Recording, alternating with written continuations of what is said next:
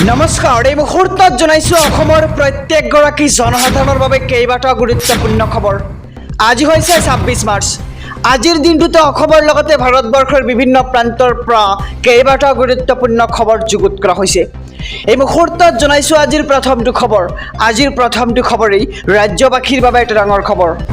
সোণ ক্ৰয় কৰিম বুলি ভাবিছে যদি আপোনালৈ দুখবৰ। বজাৰত সৰাসৰি বৃদ্ধি পাইছে সোণৰ দাম। বিয়াৰ বতৰত সোণৰ গহনা বনাবলৈ আহি হতাশ বহু গ্ৰাহক। কেইদিনমান আগতেই দাম হ্ৰাস পাইছিল সোণৰ, কিন্তু যোৱা নিশাই আকৌ বৃদ্ধি পাইছে সৰাসৰি সোণৰ দাম। বিগত 5 মাহত প্ৰতি 10 গ্ৰাম সোণত বৃদ্ধি প্ৰায় 7,000 টকা। শুক্ৰবাৰে প্ৰতি 10 গ্ৰাম 20 কেৰেট সোণৰ মূল্য 64,000 টকা আৰু 18 কেৰেট সোণৰ মূল্য প্ৰায় 53,000 টকা হৈছেগৈ। আৰু বজাৰত সোণৰ দাম বৃদ্ধিত প্ৰভাৱ পৰিছে ব্যৱসায়ী গ্ৰাহকৰ মাজত আৰু আগন্তুক সময়ত অধিক হাৰত বৃদ্ধি পোৱাৰ সম্ভাৱনা সোণৰ মূল্য। গ্ৰাহকৰ বাজেটৰ সুবিধাৰ বাবে ব্যৱসায়ীসকলে লৈছে বিশেষ ব্যৱস্থা।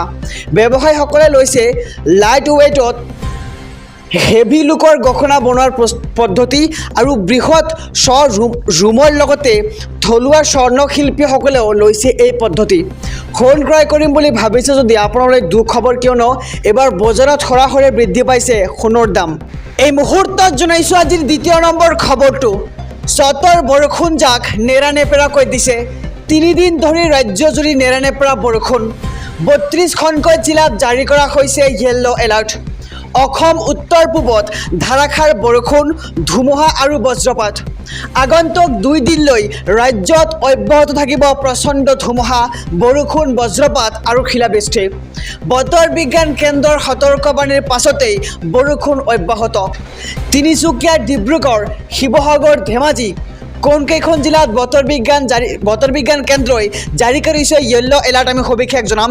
লখিমপুৰ, মাজুলী, যোৰহাট, গোলাঘাট, পূব কাৰ্বি আংলং, বিশ্বনাথ, শোণিতপুৰ, নগাঁও, হোজাই, ডিমা হাছাও, শিলচৰ, হাইলাকান্দি, কৰিমগঞ্জ, পশ্চিম কাৰ্বি আংলং, নগাঁও, মৰিগাঁও, লগতে কামৰূপ মহানগৰ, দৰং, ওদালগুৰি, বাক্সাকে ধৰি নলবাৰী, কামৰূপ, বৰপেটা, গোৱালপাৰা আৰু বঙাইগাঁও, চিৰাং, কোকৰাঝাৰতো জাৰি কৰিছে য়েল্লো এলাৰ্ট আৰু ধুবুৰী আৰু দক্ষিণ শালমৰাত জাৰি কৰা হৈছে য়েল্লো এলাৰ্ট। আৰু চতৰ বৰষুণ জাক নেৰানেপেৰাকৈ দিছে এতিয়া আৰু 32খনকৈ জিলাত জাৰি কৰা হৈছে য়েল্লো এলাৰ্ট।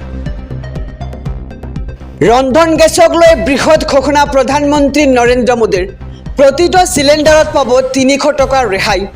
ৰেচন কাৰ্ডৰ লগতে উজ্জ্বলা আঁচনি থকা লোকে লাভ কৰিব এই আঁচনিৰ সুবিধা আৰু কোটি কোটি লোকৰ বাবে কেন্দ্ৰীয় চৰকাৰৰ এই বৃহৎ ঘোষণা।